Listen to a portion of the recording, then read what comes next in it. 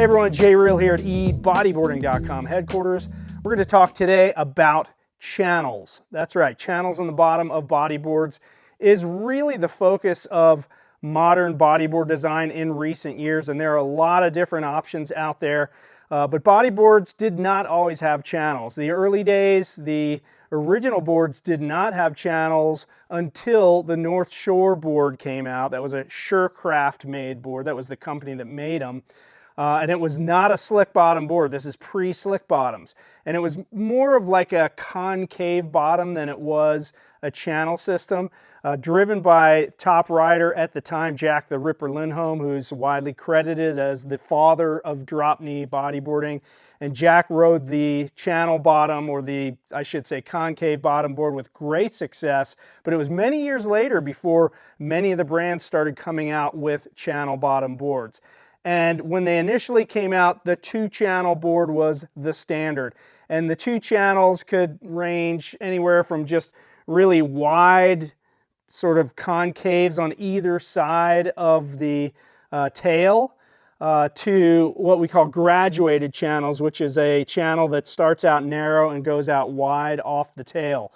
Some companies did it better than others. It required an extra step in manufacturing where the makers of the boards had to route out those channels, and then it made for challenging conditions to try to laminate the slick into those indents and keep them stuck there. A lot of warranty issues back in the, let's say, early 90s with channels bubbling up or coming out because of that difficulty to laminate. So standard graduated channel looks something like this. This is my Tribe Wolf board, and you can see if you look carefully there are indents there and there on the slick that go deep off the tail and more shallow as you go up and eventually just fade into a flat bottom. That's pretty much the status quo and was for many years for most channel boards out there on the market.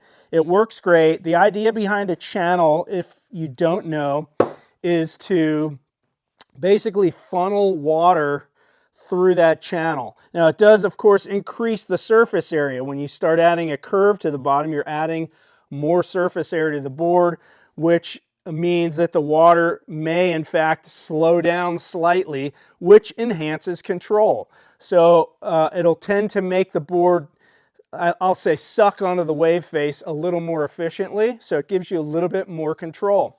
I've ridden that type of channel for many years, but in recent years so many options have come out, and the multi-channel board is really where a lot of the innovation has happened.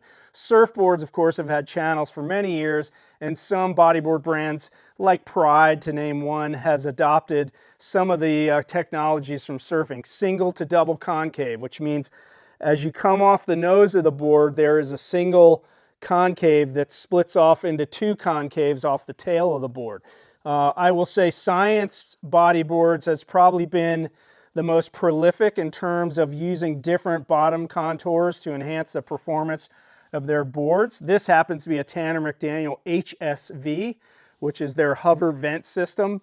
And the channels on this board, you can kind of see a pretty deep channel along the rail, a slightly shallower channel next to it, closer to the center of the board, and a flat section in the center. So the idea being, when you're riding flat on the board along the wave for speed, there's going to be no drag because you're going on that flat section. But when you lean it on edge, you're going to get the bite of those channels.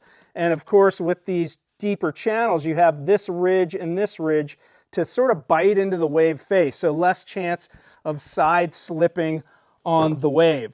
Here's yet another Science model. This is the what's called the Tri-Quad.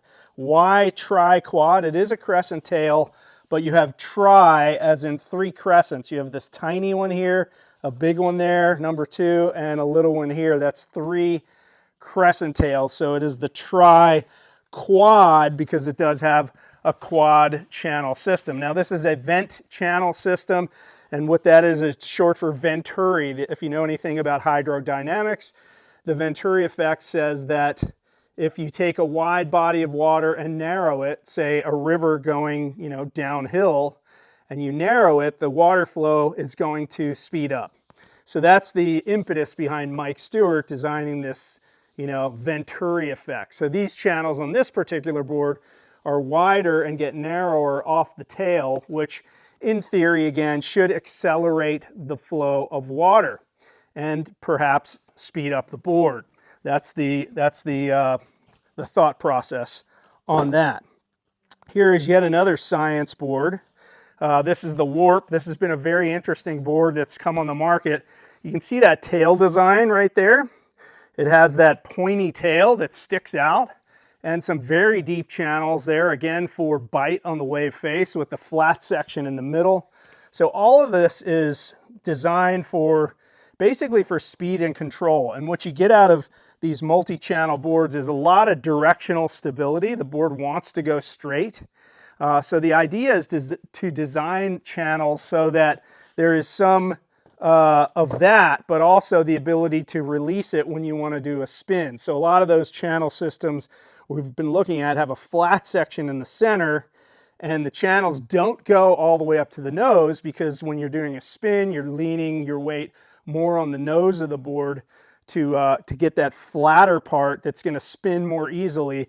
And when you finish the spin, you re-engage the channel section of the board. Here's Hubward's entry into the multi-channel world, and this has been around for quite a while. This is the Psi 5. So again, 5 channels on this board, and once again, to enhance the control, you have these ridges in between each channel to bite into the wave face, and all of this just kind of fades into the flat bottom as we go up towards the nose to do, as I mentioned a second ago, enable you to do spins without catching any of those ridges while your weight is up on the front of the board.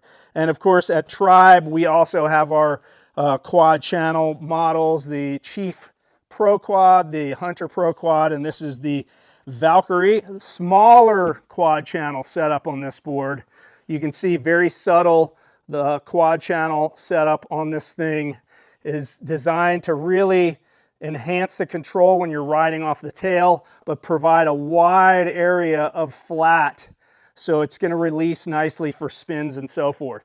So I think the idea here is, as you look at bodyboards, just understand that the bigger the wave and the faster you go, that's when the channel systems really start to have an impact on your riding. The best analogy I can give you is it's sort of like if you have a car with a spoiler on the back, like let's say an Indy car.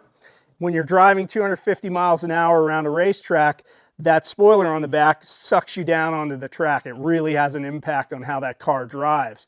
But if you're driving 10 miles an hour through a residential neighborhood in that Indy car, that spoiler has zero impact on how the car drives.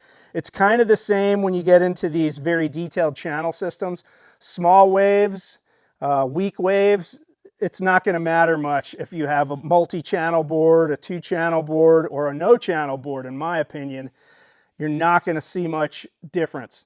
But if you get into some solid waves, reef break waves, overhead powerful waves, the faster you go, the bigger the wave. That's when they really start to have an impact on your riding. And you have to ask yourself, okay, do I want a loose board that's going to release easy for 360s?